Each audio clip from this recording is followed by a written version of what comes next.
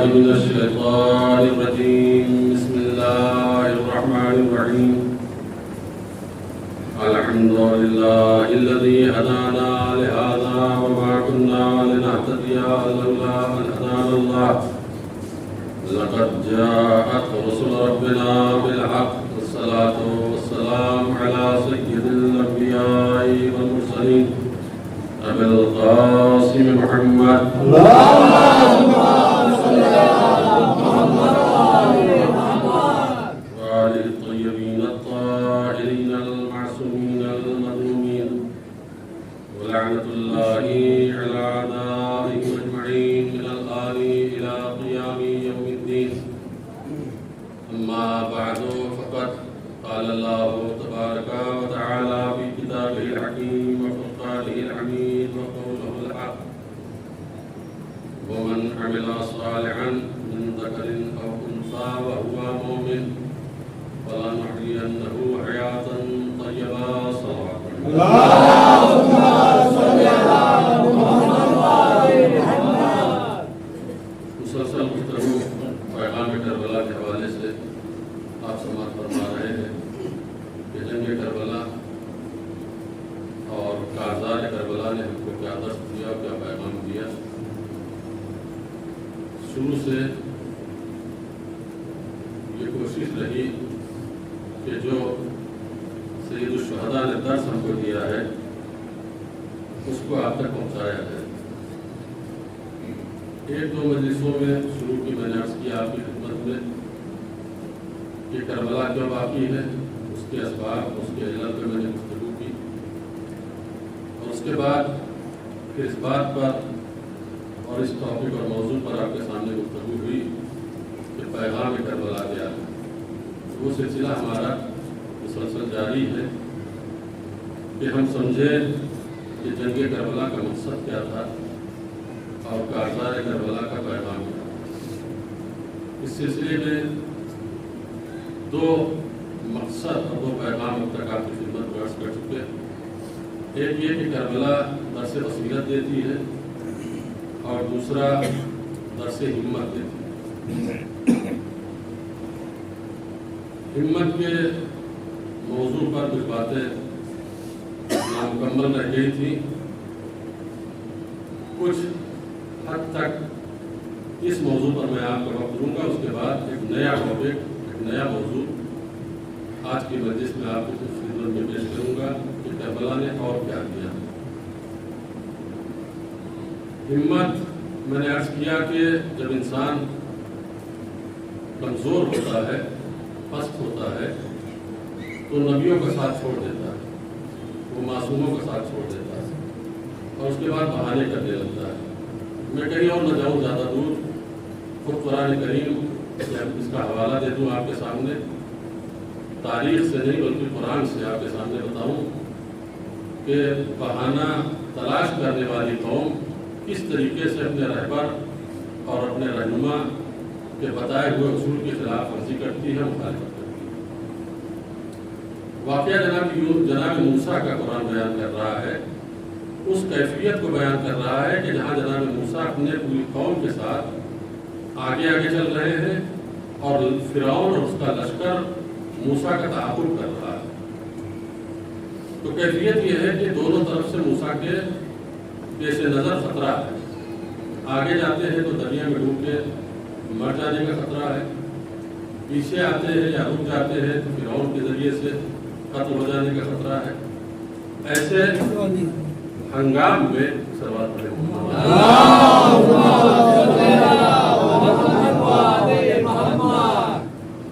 کہ جہاں پر دونوں طرف سے خطرات ہو، آگے جائیں گے تو مارے جائیں گے، رک جاتے ہیں تو مارے جاتے ہیں، پیچھے ہٹتے ہیں تو مارے جاتے ہیں.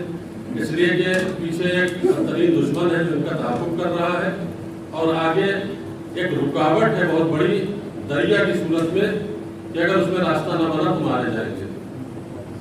تو قرآن کریم پورا منظر اور خاکہ پیش کر رہا ہے. اس پر غور کیجیے آپ کہ جب قوم موسیٰ نے دیکھا کہ دونوں طرف سے پھنس چکے ہیں اور موت یقینی ہے، تو قرآن کہتا ہے کہ قوم نے موسیٰ سے خطاب کر کے کہا انا لمدرکون، موسیٰ آج ہم مارے گئے. مدرک کا صحیح ترجمہ اگر کیا جائے تو درک کرنے کو کہتے ہیں، پکڑ لینے کو کہتے ہیں، جس کو ہندی میں کہا جاتا ہے دھر لیے گئے۔ انا لمدرکون، آج تو ہم ضرور پکڑ لیے گئے، آج تو ہم کو فرعون نہیں چھوڑے گا۔ کہا کیوں؟ کہا اس لیے کہ سامنے دریا ہے، پیچھے فرعون آ رہا ہے، بچنے کا کوئی چانس نہیں ہے۔ تو جناب موسیٰ کا جملہ اسی قرآن نے نقل کیا، گھبراؤ نہیں، انا معی ربی سیہدین، میرے ساتھ میرا رب ہے جو میں نے ربی سیہدین، میرے ساتھ میرا رب ہے جو ہماری مدد کرے گا۔ تم کیوں گھبرا رہے ہو؟ ان مشکلات کے ہنگام سے اللہ ہم کو نجات دے گا، فرعون ہم تک پہنچ نہیں سکتا ہے، لیکن پھر بھی خوف زدہ ہے۔ اللہ کا حکم فاضرب بعصاک البحر، اپنے عصا کو اور اپنے ڈنڈے کو مارو دریا کے اوپر مارا تو راستہ بن گیا۔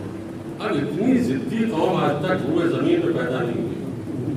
اب ہونا یہ چاہیے کہ جب خطرہ ہے تو ایک راستہ بنائے، سرپٹ بھاگے، وہاں پر فرمائشیں ہونے لگی کہ موسیٰ ایک راستہ 12 قوم جو کرے، ایک راستہ اور 12 قبیلہ، تو کہا پھر کیا کریں؟ کہا ہم بھائی ایک راستے سے سب کے سب نہیں جائیں گے، پھر کہا 12 قبیلے ہیں تو 12 راستے ہونے چاہیے۔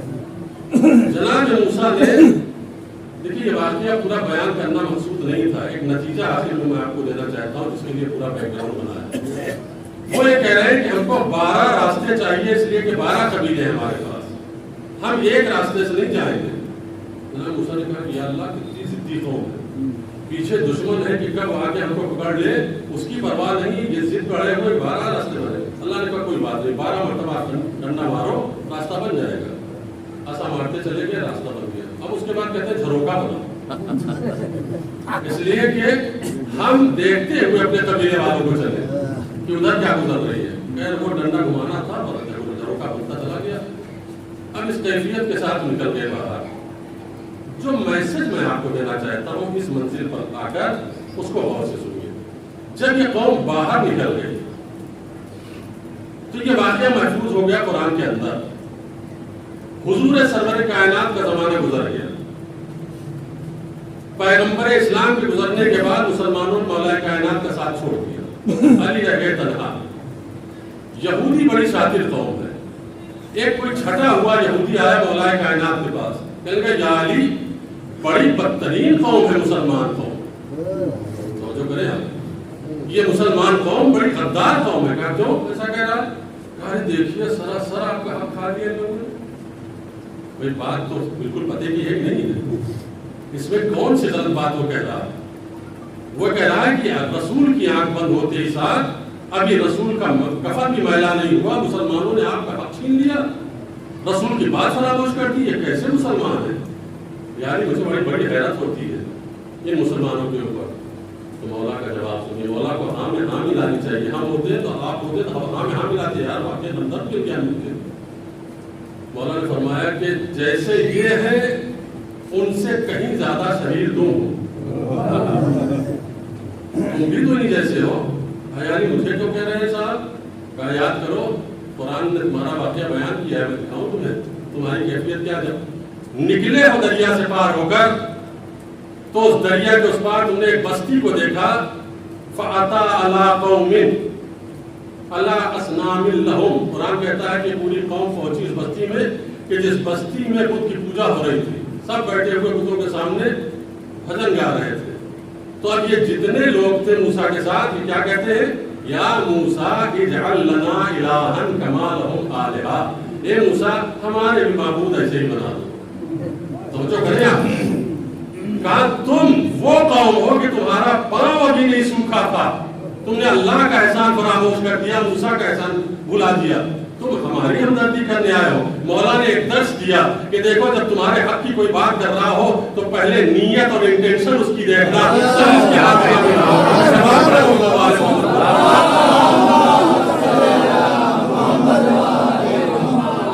دیکھنا یہ ہمدرد ہے یا یوں ہی دبانے کے لیے آیا۔ مولا نے فرمایا کہ جس طریقے سے تمہارا حشر ہے کہ تمہارا پاؤں بھی ابھی کچھ نہیں ہونے پایا تھا، ایک دوسرے معبود کو بنانے کی تم نے تمنا کر لی کہ جس معبود نے تمہیں بچایا تھا اسی کو تم نے فراموش کر دیا۔ تو یہ کم ہمتی اور بزدلی کہاں سے آئی؟ صرف اس وجہ سے کہ ان کے اندر پستی تھی، ان کے اندر ضلالت تھی، اور آج جو میسج قرآن کربلا کا میں شروع کرنے جا رہا ہوں، اب یہاں سے میری گفتگو کو بہت غور سے سنیے۔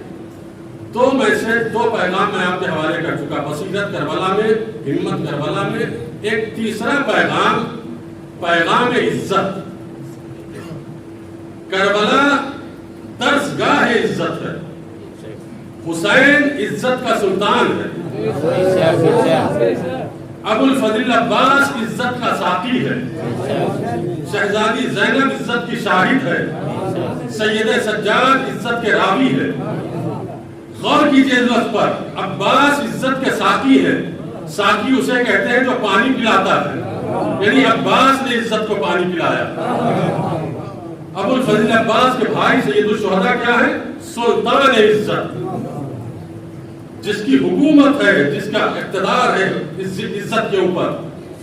اور کلمات میں آپ کو سرسری طور پہ پڑھتا چلا جاؤں گا، اور پیغام کربلا اپنے ذہن میں محفوظ کرتے چلے جائیے کہ کربلا میں امام حسین نے عزت کو کس بلند مقام پر پہنچایا ہے، اور نسل انسانی کو پیغام دیا کہ ہم سے سیکھو کہ عزت کسے کہتے ہیں۔ ہمارے درس پہ آؤ، ہم تمہیں بتائیں گے کہ عزت اور کرامت کسے کہتے ہیں۔ سید الشہداء کا جملہ، القتل اولا من رکوب العار ورکوب العار اولا من دخول النار۔ قتل ہو جانا، مر جانا ذلت کو قبول کرنے سے بہتر ہے۔ نعرے پہچانتے سنتے چلے جائیے۔ سید الشہداء کا نعرہ جاننا اور آپ کے ذہن میں محفوظ رہنا بہت ضروری ہے، اس لیے کہ مقصد کربلا اس وقت تک سمجھ میں نہیں آئے گا جب تک امام حسین کے نعرے آپ کے ذہن میں نہ ہو۔ القتل اولا من رکوب العار، قتل ہو جانا، مر جانا، موت کو گلے لگا لینا، یہ بہتر ہے کس سے؟ ذلت قبول کرنے سے۔ وَرُكُوبُ الْعَارِ خَيْرٌ أَوْلَىٰ مِن دُخُولِ النَّارِ، لیکن ذلیل ہونا بہتر ہے جہنم میں جانے سے۔ دیکھیں اسٹیپ کو پہچانیے، اسٹیپ بائی اسٹیپ بات ہو رہی ہے معصوم کی، کہ ذلت کی زندگی سے موت بہتر ہے، اور جہنم میں جانے سے بہتر ذلت ہے۔ یہ کس کا جملہ ہے؟ سید الشہداء کا۔ یہ ایک جملہ عزت کی اہمیت کو سمجھیے۔ دوسرا جملہ فرمایا، الا ان الداعی ومن الداعی قد رکضا بین اثنتین بین السلہ والذلہ وقد جاب اللہ ورسولہ والمؤمنون وحجور طابت وطہرت۔ یہ ابن زیاد زنا زادہ مجھے دو چیزوں کے درمیان قیدی بنانا چاہتا ہے۔ یہ چاہتا ہے یا میں تلوار کھینچوں، السلہ یعنی تلوار کھینچوں، والذلہ یا ذلت کو قبول کروں۔ ہیہات من الذلہ، ذلت ہم سے دور ہے۔ توجہ کریں حسین کی جملوں پر، ہیہات من الذلہ، ذلت مجھ سے دور ہے۔ حسین یہ نہیں کہہ رہے ہیں کہ میں ذلت سے دور ہوں، قرآن کے نہج کے اعتبار سے حسین گفتگو کر رہے ہیں۔ قرآن نے بھی تو یہ نہیں کہا کہ اہل بیت رجس سے دور ہے، نہیں، رجس ان سے دور ہے۔ حسین کہہ رہے ہیں کہ ذلت ہم سے دور ہے، یعنی ہم جہاں قدم رکھتے ہیں ذلت وہاں نظر نہیں آتی۔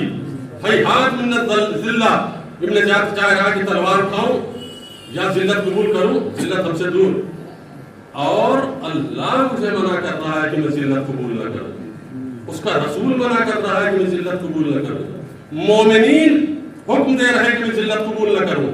وہ پاکیزہ، پاک و پاکیزہ دامن جس میں پروان چڑھا ہوں، وہ منع کر رہے ہیں کہ ذلت قبول نہ کروں۔ ماں کا بھی تذکرہ، باپ کا بھی تذکرہ، رسول اللہ کا بھی تذکرہ، یہ سب ہم کو منع کر رہے ہیں۔ کربلا درس عزت، یہ حسین ابن علی ہم کو درس عزت دے رہے ہیں کہ پہچانو، اگر میری زندگی کو اور میری شہادت کو سمجھنا چاہتے ہو تو یہ سمجھو کہ ہم سب سے بڑا میسج جو تمہیں دے رہے ہیں وہ یہ دے رہے ہیں کہ تم کبھی ذلت کو قبول نہ کرنا۔ ایک صلوات پڑھیں محمد والے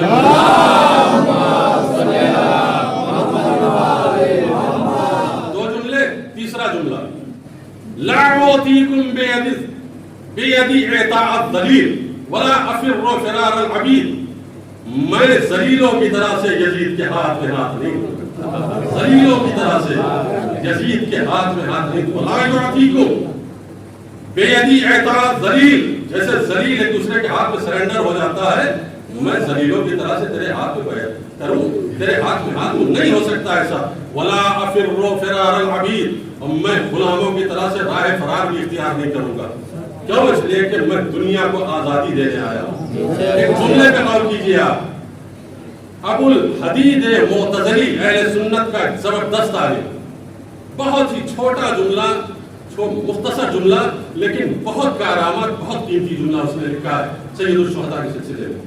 وہ کہتا ہے دنیا میں جتنے لوگ ہیں وہ حق و باطل کا انکار کرنے والے ہیں، وہ باطل کا انکار کرنے والے مومنین میں ملیں گے، آپ کو انبیاء میں ملیں گے، صلحاء میں ملیں گے، شہداء میں ملیں گے کہ جو باطل کا انکار کرتے ہیں. لیکن حسین باطل کا انکار کرنے والا نہیں ہے. توجہ کریں آپ، حسین باطل کا انکار کرنے والا نہیں ہے، بلکہ حسین سید الاباء، حسین یہ جتنے انکار کرنے والے ہیں ان سب کا سردار ہے.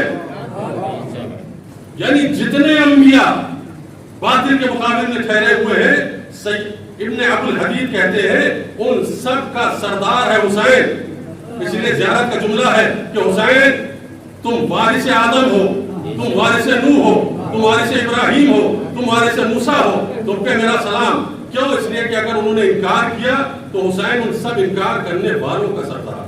کیوں کہا ایسا؟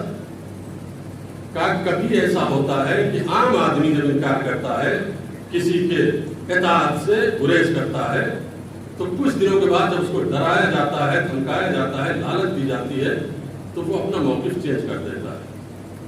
لیکن سید الشہداء وہ انکار کرنے والی شخصیت ہے کہ ساری دنیا کی طاقت جمع ہو جائے کہ حسین کو ان کے موقف سے ہٹا دے، نہیں ہٹا سکتی. کیوں؟ اس لیے کہ حسین سید الاباء ہے، تمام انکار کرنے والوں کے سردار حسین ابن علی.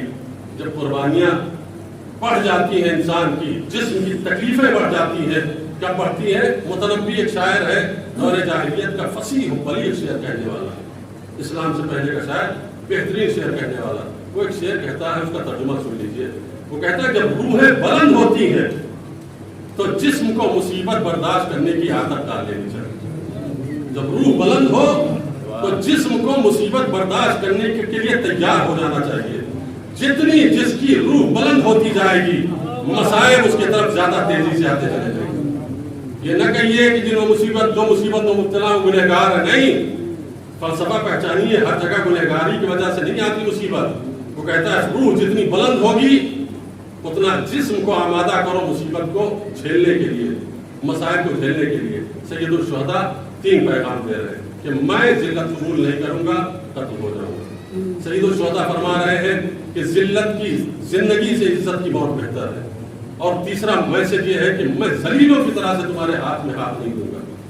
اس دنیا میں ذلت قبول کرنے والوں کی بھی تاریخ موجود ہے، عزت سے موت کو گلے لگانے والوں کی بھی تاریخ موجود ہے.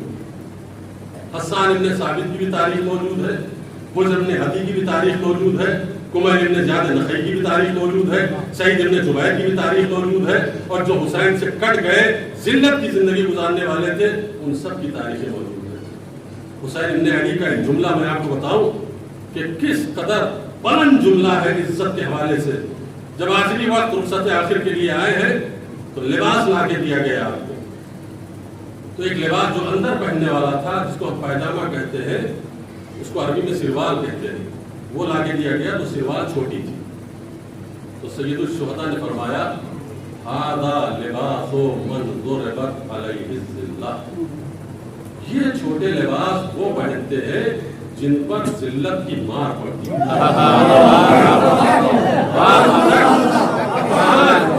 آج تک یہ جملہ امام حسین کا آپ تک نہیں پہنچا ہے. پہچانیے ذلت کیا ہے، عزت کیا ہے. سید الشہداء کی خدمت میں چھوٹا لباس لا کے پیجامے کی صورت میں دیا گیا، دیکھا اٹھا کے پھینک دیا. فرمایا ھذا لباس من ضربت علیہ الذلۃ، جن پر ذلت کی مار پڑتی ہے وہ یہ لباس پہنتے ہیں. میرے جوانوں ایسے پینٹ نہ پہنو جس کی وجہ سے تمہاری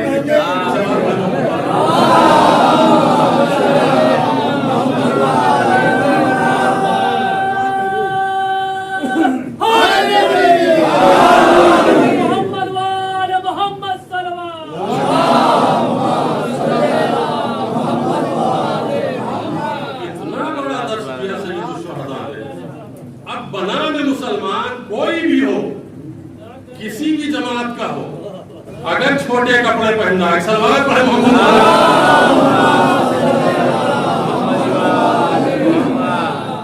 सैयदुल शुहदा, एंगल पहचानिए इस इज्जत को किस बुलंद मकाम पर सैयदुल शुहदा लेकर गए हैं। इमाम हुसैन अलैहिस्सलाम, मैंने अर्ज किया कि जो जिल्लत कबूल करने वाले हैं उनके नाम मौजूद है। हसन इब्न साबित का नाम सुना है आपने? पहला गदीर के मौजू पर मौलाए कायनात को बउनवान मुबारकबाद शेर लिखने वाले शायर का नाम है हसन इब्न साबित। पहला शायर, अभी रसूल मिंबर से उतरे, फौरन सामने आ गया, या रसूलुल्लाह कहिए कसीदा पढ़ो, कहा पढ़ो कसीदा। इतना खुश थे रसूलुल्लाह से कि सुन्नी शिया दोनों ने लिखा कि पैगंबर ने अपनी मस्जिद में अलग से मिंबर बनाया था इसके लिए, ये कसीदा पढ़े। अब ये कौन कहता है कि मस्जिद का मिंबर सिर्फ खुतबे के लिए है? मस्जिद के मिंबर भी फज़ाइल अहले बैत बयान किए जाते हैं। पैगंबर ने मिंबर बनाया था हसन इब्न साबित के लिए, वो बैठता था और खुतबा देता था और कसीदा पढ़ता था। ये शख्स मौलाए कायनात के खिलाफत और विलायत के ऐलान के बाद पहला शख्स है जिसने कसीदा पढ़ा और बताया कि रसूलुल्लाह ने मौला बनाया है, जिसके मौला रसूल है उसके मौला अली है। और यहाँ पर जो पढ़े लिखे मुसलमान, मुझे अफसोस हैरत उन बातों उन लोगों से है जो पढ़े लिखे हैं और हक को छिपाते हैं। वो नहीं डरते कि अल्लाह के सामने क्या जवाब देते हैं। मैंने एक आलिम दीन ईरान के एक आलिम दीन का वाक़या आपके सामने बयान किया था ना, अभी कुछ ही दिन पहले। सभी लोग नहीं थे लेकिन बहुत करामत वाक़या है, सुन लीजिए। एक सवाल पढ़े मोहम्मद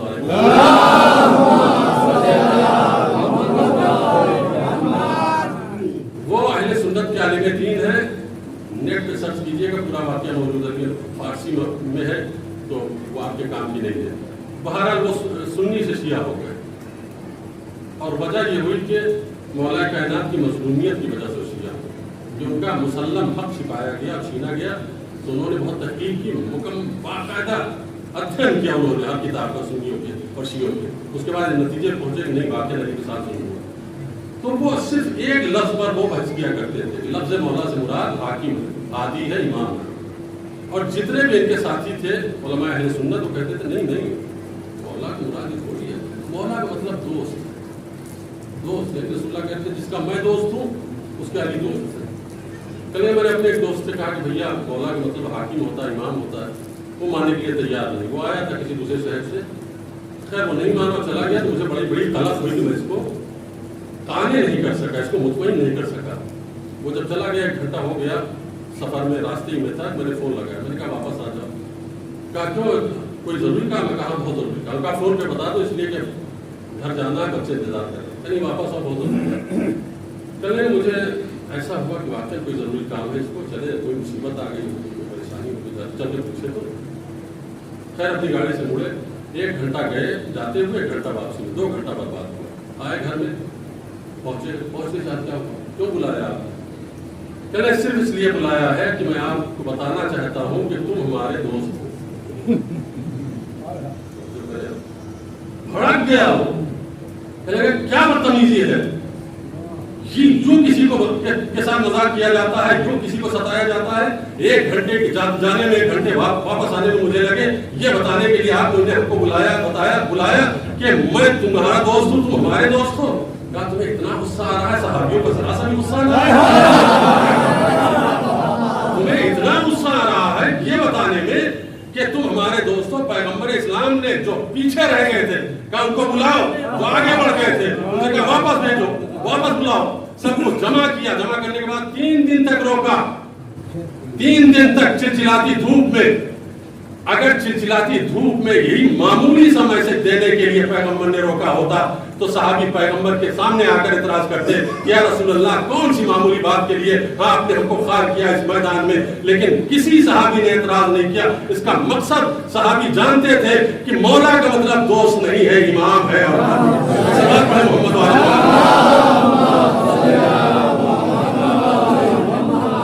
मतलब दोस्त नहीं है। तो हसन इब्न साबित पहला कसीदा लिखने वाला। रसूलुल्लाह ने कहा था, एक शर्त कंडीशन लगा के दुआ भी कीजिए कि ला तज़ालो, अल्लाह हमेशा हमेशा तुम्हारी मदद करता रहे, मा दुमता मा देहाना, जब तक तुम हमारी अहले बैत की मदह करते हो। جب تک تم ہمارے اہل بیت کی مدح کرتے رہو، تعریف کرتے رہو، اللہ تمہاری نصرت کرتا رہے۔ حضرت علی علیہ السلام کے رسول اللہ کی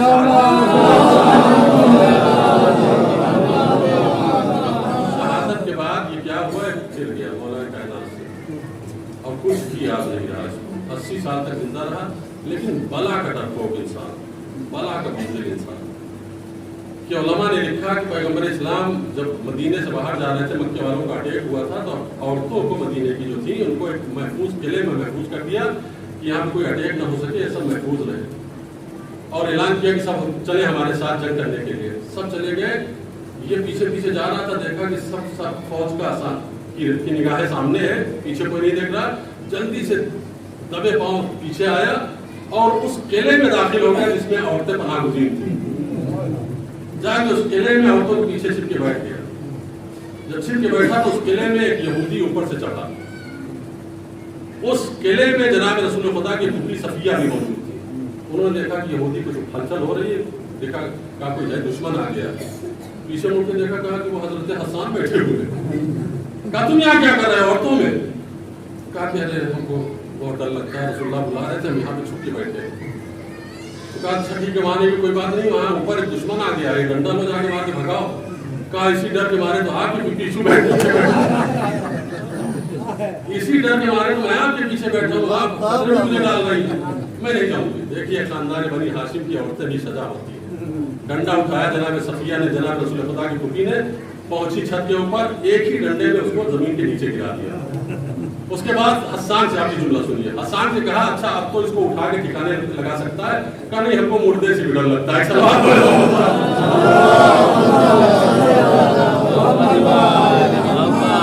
یہ ان کے تاریخ کے واقعات موجود ہیں، لیکن کس اینگل سے ان کا تذکرہ کیا جا رہا ہے؟ جب تذکرہ ہو رہا ہے تو آپ ہنس رہے ہیں، کیوں ہنس رہے ہیں؟ ذلت ہے اس میں، رسوائی ہے اس میں، لیکن کچھ نام ایسے ہیں جو چمک رہے ہیں ستارے کی طرح سے اوراق کی تاریخ پر، جب ان کا نام لیا جاتا ہے تو آپ کے کلیجے راغبان ہو جاتے ہیں۔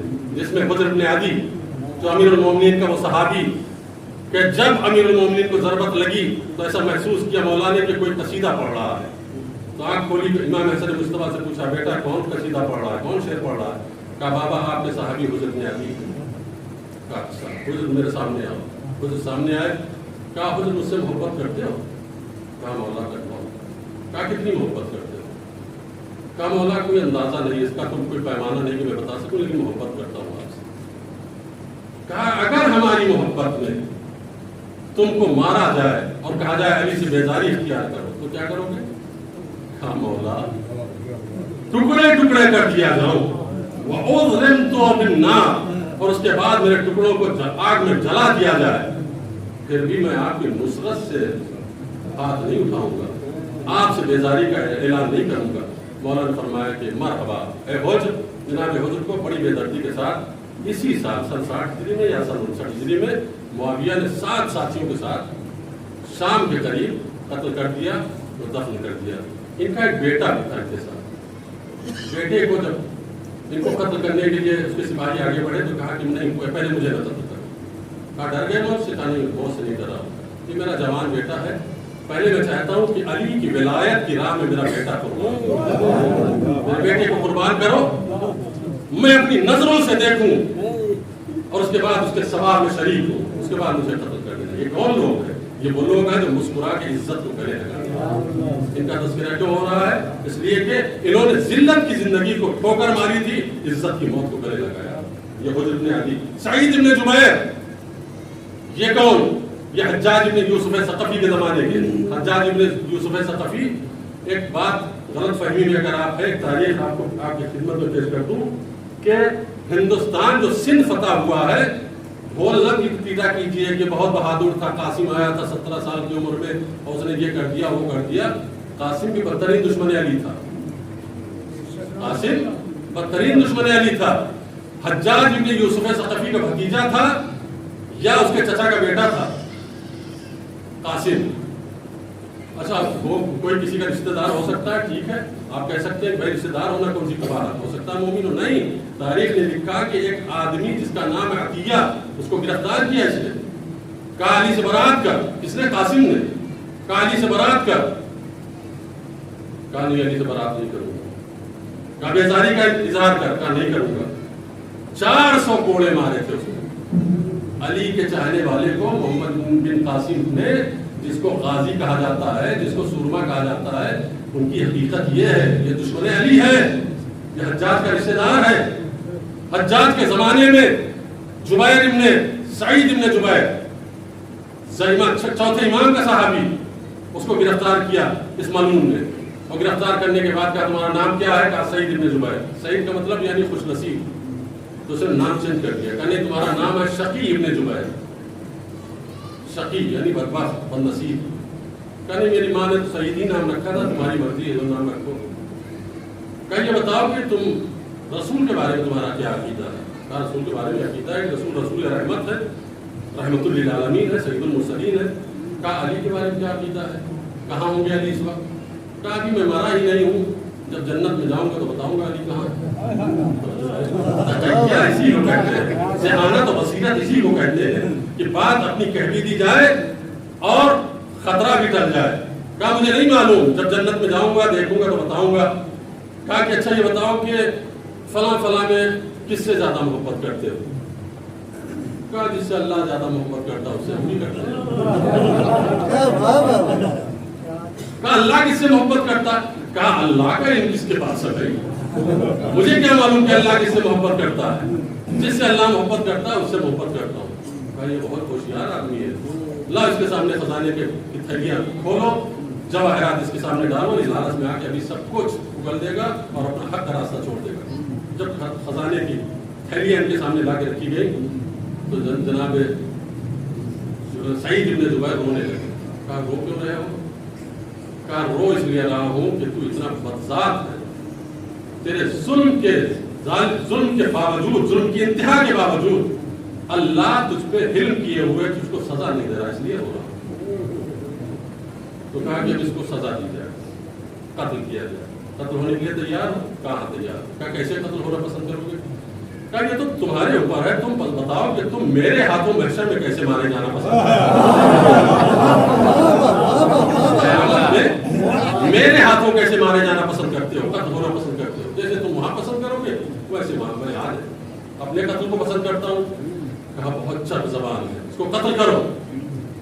جب تلوار اٹھی تو ایک مرتبہ کہا وجہت وجہی للذی فطر السماوات والارض حنیفا مسلما وما انا من المشرکین. میں اللہ کی طرف اپنے توجہ کو کیے ہوئے ہوں، میں اللہ کی طرف اپنا پورا ایمان اور اپنی پوری توجہ کو مبذول کیے ہوئے ہوں. جب یہ دیکھا کہ اللہ کر رہا ہے تو کہا کہ نہیں، قبلے کی طرف سے رخ پھیرو اس کا، پس پشت قبلے کی کرو اس کو اور پشت بقبلہ قتل کرو. جب پشت بقبلہ کیا گیا تو پھر قرآن کی آیت پڑھی فَأَيْنَمَا تُوَلُّوا فَثَمَّ وَجْهُ اللَّهِ. کسی بھی طرف تمہارا منہ ہو ہر طرف اللہ ہے. فَأَيْنَمَا وَجْهُ اللَّهِ فَتَوَلَّوْا فَثَمَّ وَجْهُ اللَّهِ. جدھر بھی تمہارا منہ جائے گا اللہ ادھر ہوگا. تو کہا کہ اچھا یہ تو قبلے کی طرف کیا تو یہ آیت پڑھی، پشت بقبلہ کیا تو یہ آیت پڑھی، اس کو زمین پہ لٹا دو اور زمین پہ لٹا کے اس کی گردن جدا کر دو. تو پھر آیت قرآن پڑھی وَمِنْهَا خَلَقْنَاكُمْ وَفِيهَا نُعِيدُكُمْ وَمِنْهَا نُخْرِجُكُمْ تَارَةً أُخْرَىٰ. ہم نے اسی مٹی سے تمہیں پیدا کیا ہے، اسی مٹی سے باہر نکالیں گے، پھر اسی مٹی میں تمہیں دوبارہ پلٹا دیں گے. یہ کون کہہ رہا ہے؟ سعید. تلوار چلی. جب تلوار چلی تو کہا اشہد ان لا الہ الا اللہ واشہد ان محمد رسول اللہ. یہ کلمہ پڑھا اور کلمہ پڑھنے کے بعد شہادت کو گلے لگا لیا. کتنی قربانیاں دینی پڑی ہیں ولایت علی کی حفاظت کے لیے. ہمیں آپ کو کوئی قربانی نہیں دینی پڑی ہے، ہمیں آپ کو کوئی بھی مشقت نہیں اٹھانی پڑی ہے. جانوں کا نذرانہ دیا ہے، گھرانے قربان کیے ہیں، تب جا کے ولایت علی ہم تک پہنچی ہے. ایک صلوات پڑھے محمد.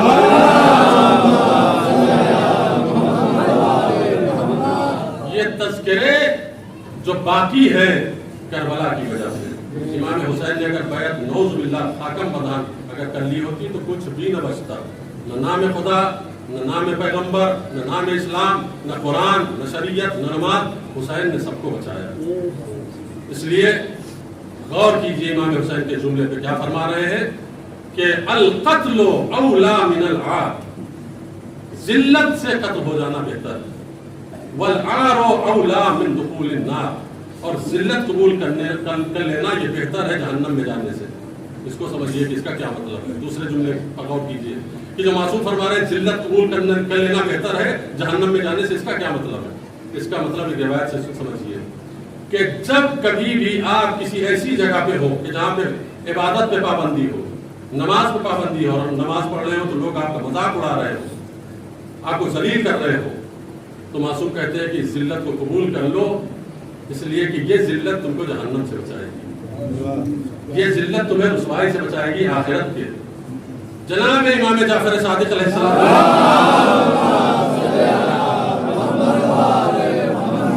کے پاس ایک صحابی ہے، ان کے آئے ہیں زری نام ہے ان کا، زری ہے محاربی.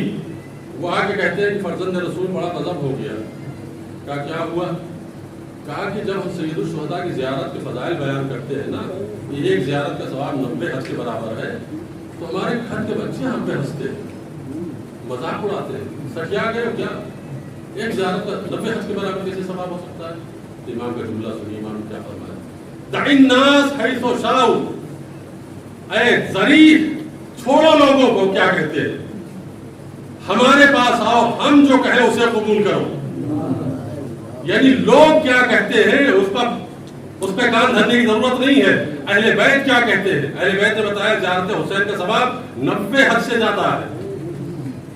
حسین ابن علی کی زیارت کرنے کا ثواب یہ ہے کہ جنت واجب ہو جاتی ہے، اللہ واجب کر دیتا ہے معرفت کے ساتھ اگر کیا. تو یہ امام بتا رہے ہیں کہ ذلت اگر تم برداشت کر رہے ہو بیٹوں کے سامنے بھی تو تم گھبراؤ نہیں، یہ ذلت تمہیں جنت تک لے جائے گی. یونس ابن عبد الرحمن 8ویں امام کے صحابی، ان کو لوگ مذمت کر رہے ہیں، بھلا کہہ رہے ہیں، ان کی توہین کر رہے ہیں، انسلٹ کر رہے ہیں. وہ بھاگے ہوئے ہیں 8ویں امام پر. مولا جدھر جاتا ہوں لوگ مذمت کرتے ہیں، ذلیل کرتے ہیں. امام نے فرمایا کہ کسی کی پرواہ نہ کرو، میں تم سے راضی ہوں نا، بس میں تم سے راضی ہوں کہ نہیں راضی. کہا مولا آپ راضی ہیں. تو کہا کسی کی پرواہ نہ کرو، میں تمہارے جنت کی ضمانت لیتا ہوں. سلوات پڑھیں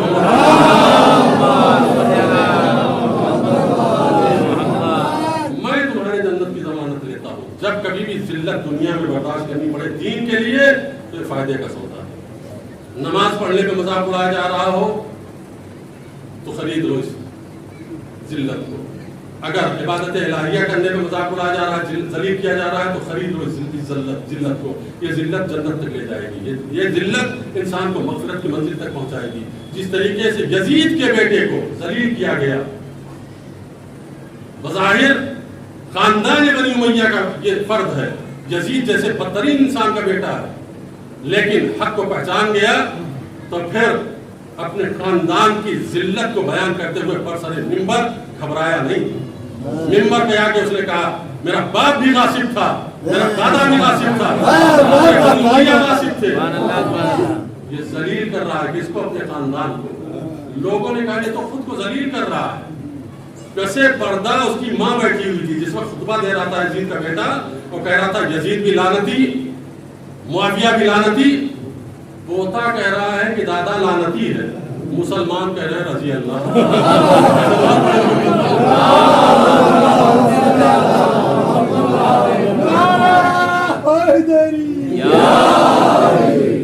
پوتا کہہ رہا ہے، بھائی پوتے سے زیادہ دادا کی نسلت سے کوئی واقف نہیں ہوتا. وہ جانتا ہے ہمارا دادا کتنے پانی میں ہے. وہ کہہ رہا ہے کہ ہمارا دادا بدترین انسان ہے، ظالم ہے، بنی ہاشم کا حق چھینا ہے اس نے. یہ جملے ماں سن رہی تھی پسے پردے سے.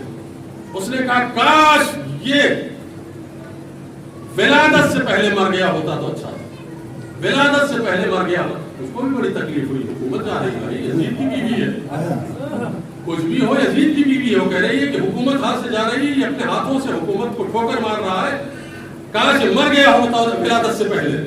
سنا اس نے ممبر سے فوراً ماں کی بات کا جواب دیا، اماں کاش ایسا ہی ہوتا، خدا کی قسم کاش ایسا ہی ہوتا کہ میں ولادت سے پہلے مر جاتا، اس منحوس گھرانے میں قدم تو نہ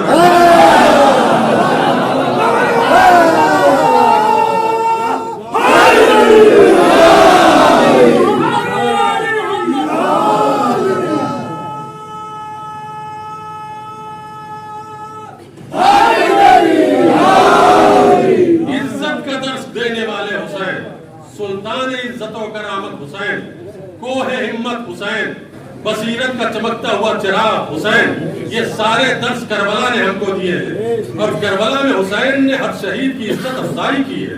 یہ دیکھیے ایک کریم انسان ہر ایک کی خدمت کی ہمت افزائی کرتا ہے، اس کو ضائع نہیں کرتا ہے، اس کی قدردانی کرتا ہے۔ یہ صفت ان کے نانا میں بھی دیکھی، ان کے باپ میں بھی دیکھی، مولا حسین میں بھی دیکھی۔ میں عرض کروں گا تھوڑے سے خاکے میں آپ کی خدمت میں بیان کروں گا کہ قدردانی کی ہے جنہوں نے ان کے لیے قربانی دی۔ حضور سرور کائنات مکے میں جب تھے تو ایک شخص ہے، مشرک ہے، مطعم ابن عدی، جب نکلتے تھے کلمہ پڑھانے کے لیے مشرکین مکہ کو، تو ان ملائین نے اپنے بچوں کو، چھوٹے چھوٹے بچوں کو طے کیا تھا کہ ان ہاتھوں میں پتھر دے کے پیغمبر کے پیچھے پیچھے دوڑاتے تھے اور کہتے تھے پتھر مارو۔ تو مطعم ابن عدی مشرک تھا، لیکن یہ منظر دیکھ کر جھنجلا جاتا تھا، بچوں کو ڈانٹ کے بھگاتا تھا، جاؤ اپنے گھر۔ کتنا بڑا ظلم ہے، ایک راہ حق بتانے والے کو مار رہے ہو، تمہیں شرم نہیں آتی؟ اگر تم میں ہمت ہے تو جاؤ اپنے باپ داداؤں سے کہو کہ اس سے مقابلہ کریں۔ یہ کون سی بزدلی ہے کہ تم پتھر مار رہے ہو؟ مشرک ہے، مطعم ابن عدی پیغمبر کی حمایت کر رہا ہے، دفاع کر رہا ہے، اسلام نہیں لایا، کلمہ نہیں پڑھا ہے۔ اتنا عزیز تھا پیغمبر کو یہ کہ جنگ بدر جب واقع ہوئی 70 مشرکین اسیر ہوئے، پیغمبر کے بارگاہ میں یہ مشرکین آئے۔ آپ جملہ سنیں گے پیغمبر کا، حضور سرور کائنات نے فرمایا خدا کی قسم اگر آج مطعم ابن عدی زندہ ہوتا اور وہ ان کی رہائی کی سفارش کرتا تو میں سب کو چھوڑ دیتا، سب کو چھوڑ دیتا۔ کسی نے کہا رسول اللہ کیوں ایسا اس کے اوپر مہربان ہے؟ کہا وہ حالت کفر میں میری مدد کرتا، حالت شرک میں میری، اس خاندان کا وتیرہ ہے کہ اپنے خدمت کرنے والوں کی قدردانی کرتے ہیں، عزت افزائی کرتے ہیں۔ سید الشہداء کا یہی وتیرہ ہم نے دیکھا کربلا میں، حبیب کی قدردانی، سعید بن عبداللہ کی عزت افزائی، جناب ابو الفضل عباس کی عزت افزائی، اور جو شہداء اور ہے دیگر، حر ابن یزید رہائی کی جملے سنتے چلے جائیے اور اندازہ کیجئے کہ کتنا پیار اور کتنی عزت دے رہے ہیں اپنے شہیدوں کو حسین۔ سعید بن عبداللہ جب زخموں سے چور ہو کر نماز میں حفاظت کرتے کرتے گر گئے تو امام نے کیا فرمایا؟ یا سعید انت امامی فی الجنہ، تم مجھ سے پہلے جنت میں جائے گا۔ یہ کیا ہے؟ یہ قدردانی ہے، یہ عزت افزائی ہے کہ اپنے نامور وفادار صحابی کی قدردانی کر رہے، انت امامی فی الجنہ، سعید مجھ سے پہلے جنت میں جاؤ۔ اور جب جناب حبیب بن مظاہر کے قبر پہ پہنچے، ان کے لاشے پہ پہنچے تو کیا فرمایا؟ للہ درک یا حبیب کنت فاضلا وتختم فی لیلۃ واحدہ القرآن۔ اے حبیب اللہ تم کو اجر عظیم عطا کرے، اے حبیب تم کو اللہ اجر عظیم عطا کرے، تم مرد فاضل و عالم تھے، تمہاری صفت یہ تھی کہ ایک رات میں ختم قرآن کرتے تھے۔ یہ قدردانی سید الشہداء، یہ عزت افزائی کر رہے اپنے شہیدوں کی۔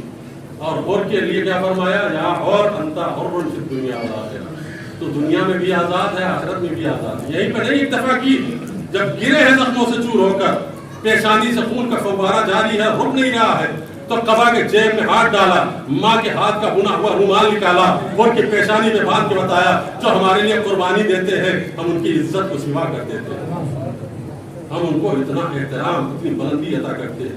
اور مولا ابو الفضل عباس کے لیے کیا فرمایا؟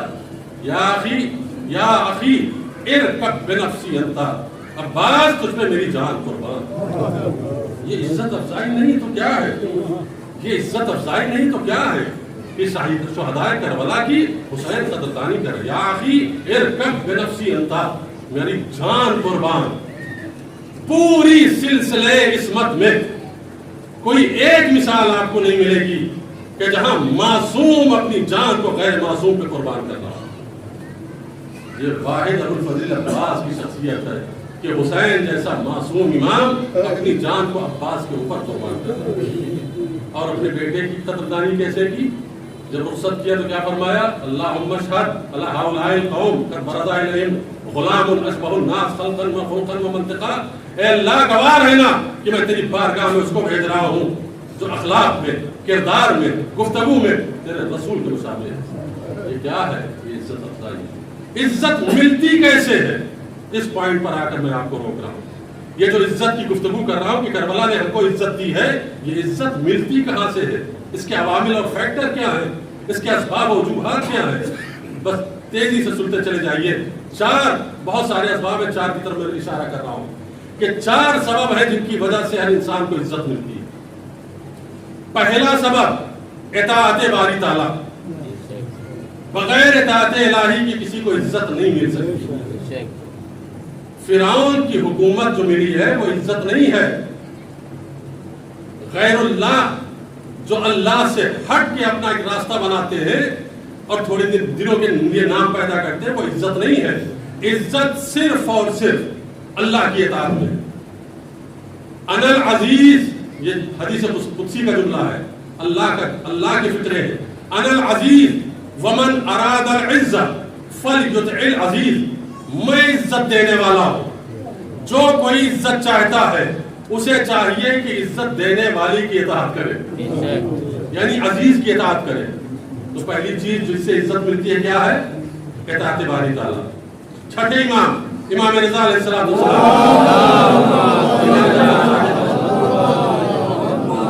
چھٹے امام مصطفی ناطق فرماتے ہیں کہ من اراد، اس کو غور سے سنیے، من اراد عزا بلا عشیرت وغنا بلا مال وحیبتا بلا سلطان فلینقل من ذل معصیت اللہ الى عز طاعتہ.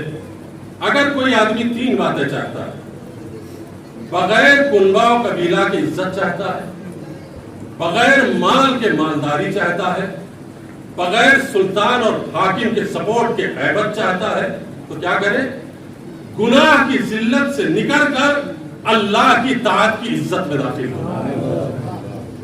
اگر کوئی چاہتا ہے کہ عزت ملے بغیر قوم و قبیلے کے، اگر کوئی چاہتا ہے کہ مال غنی ہو جائے بغیر مال کے، ہیبت ملے بغیر سلطان کے، تو اسے چاہیے کہ گناہ چھوڑے، اللہ کی اطاعت کے باب میں داخل ہو جائے. تو عزت کس سے ملتی ہے؟ اطاعت الہی. یہ پہلا درس کربلا کہ اگر کوئی عزت چاہتا ہے تو اللہ کا مطیع بن جائے. مولا امیر المومنین نے کیا فرمایا؟ کفا بی عزا ان اکون لک عبدا. اے اللہ میری عزت کے لیے یہی کافی ہے کہ میں تیرا بندہ ہوں. میری عزت کے لیے یہی کافی ہے کہ میں تیرا بندہ ہوں. پہلی چیز اطاعت الہی سے عزت ملتی ہے. دوسری چیز کس سے عزت ملتی ہے؟ نماز شب سے. فرمایا انی وضعت العزا فی قیام اللیل والناس یطلبونہ فی ابواب السلاطین ولم یجدوہ ابدا. میں نے لوگوں کے لیے عزت جو رکھی ہے وہ نماز شب میں رکھی ہے، اور لوگ بادشاہوں کے درباروں میں تلاش کرتے ہیں، ان کو عزت نہیں ملے گی. یہ جملے کس کے ہیں؟ معصوم کے. تیسرا سبب کہ جس سے عزت ملتی ہے انصاف. اگر آپ کی ذات میں عدل و انصاف ہے تو آپ کو کوئی ذلیل نہیں کر سکتا، لیکن اگر عدل و انصاف سے کام نہیں لیتے ہیں تو ذلیل کرے گا. الا انہ من ینصف الناس من نفسہ لم یرد اللہ الا عزہ. جو کوئی لوگوں کے درمیان انصاف اور عدل سے کام لے گا اللہ اس کی عزت کو بڑھاتا چلا جائے گا. اور چوتھا سبب جو عزت دیتا ہے وہ کیا ہے؟ وہ ہے شکر باری تعالیٰ. اللہ کی نعمت کا شکر.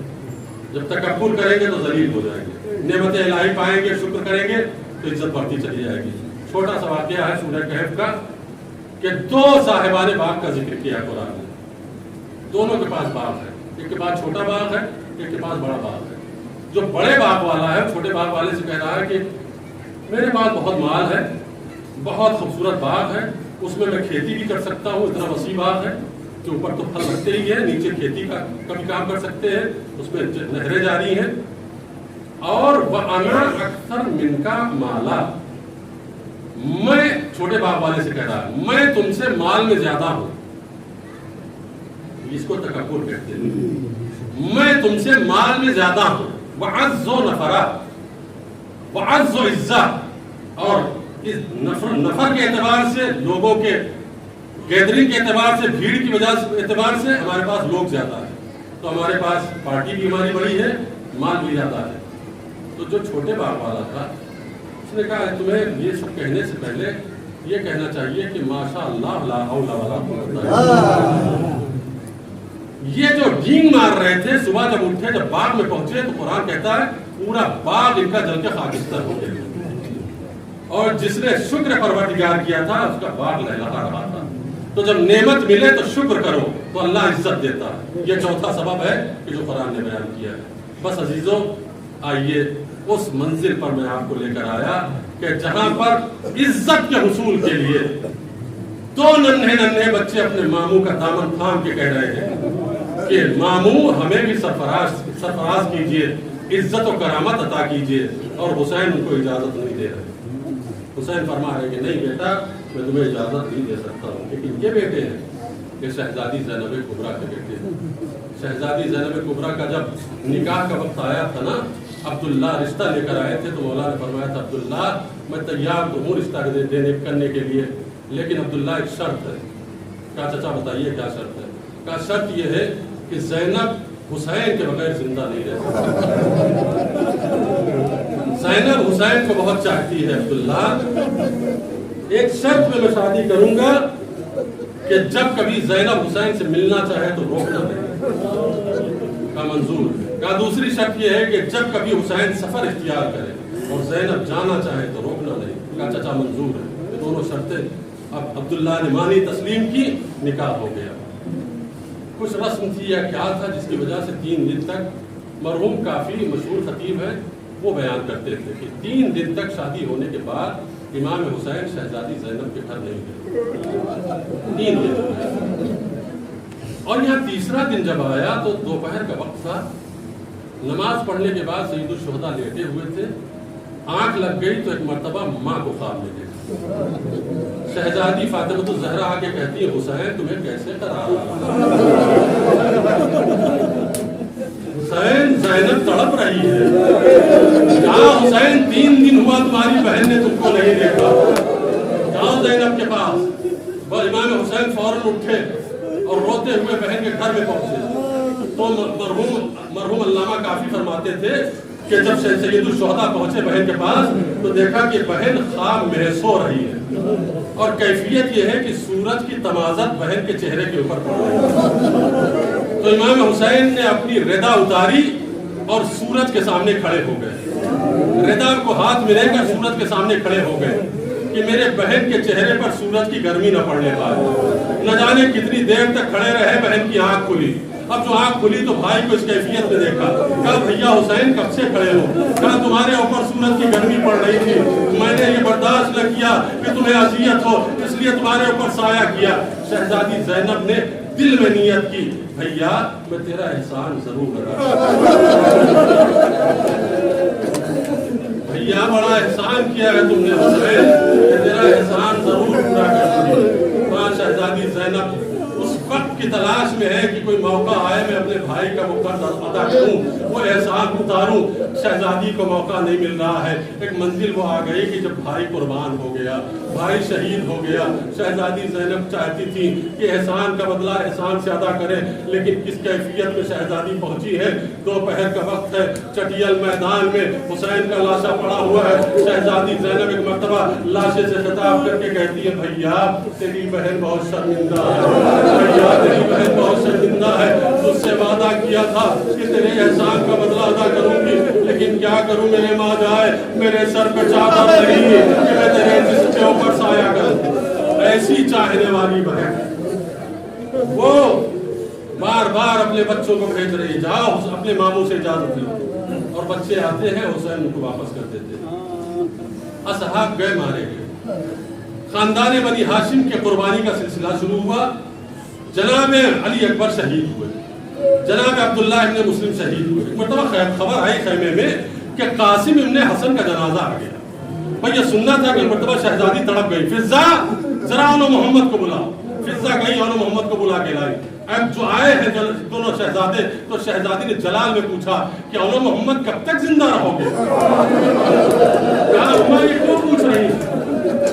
کہا انہوں محمد نہیں دیکھ رہے ہو, میرے بھتیجے مارے جا رہے ہیں, علی اکبر قربان ہو گئے, عبداللہ ابن مسلم مارے گئے, قاسم کا جنازہ آ گیا, اب کس بات کا انتظار ہے؟ تو ایک مرتبہ دونوں شہزادوں نے فرمایا ماں میں چچا سے مجبور ہوں, صبح سے نہ جانے کتنی مرتبہ اجازت مانگی, چچا ہمیں اجازت نہیں دیتے. تو ایک مرتبہ شہزادی نے فرمایا فضا جا کے میرے بھائی کو بلا کے لاؤ. فضا گئی, کہا آقا شہزادی بلا رہی ہے. حسین در خیمہ میں خیمے کے اندر آئے, بیٹھے بہن کو بلائے. کہا بھیا ایک سوال ہے, کہا بہن کیا سوال؟ کہا بھیا میں اتنا بتاؤ کہ آج تک تمہاری بہن نے کچھ مانگا ہے تم سے؟ کہا نہیں بھیا بہن تم نے کچھ نہیں مانگا۔ کہا بھیا وعدہ کرو ماں کا، قسم کھاؤ میری ماں کے روح کی کہ اب جو زینب مانگے گی انکار نہیں کرو گے۔ کہا بہن انکار نہیں کروں گا۔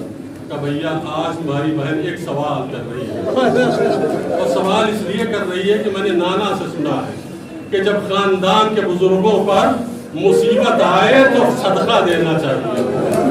اے بھیا میں چاہتی ہوں تمہارے سر پہ اپنے دونوں بچوں کا صدقہ اتار دیں، تم زندہ رہ جاؤ میرے بچے قربان ہو جائے۔ شہزادی زینب نے جملہ کہا تو مرتبہ کہا زینب تم نے مجھے مجبور کر دیا، لو میں نے آل محمد کو رخصت کیا، آل محمد کو شہزادوں کو سوار کیا، مقتل میں آئے، لیکن جب جانے لگے تو شہزادی نے ایک وصیت کی، میرے بچوں فرات کی طرف نظر اٹھا کے نہ دیکھنا، اس لیے کہ تمہارا چشمہ علی اصغر پیاسا ہے، پانی کو بہتا ہوا پانی تمہاری نظروں کے سامنے سے نہ گزرے۔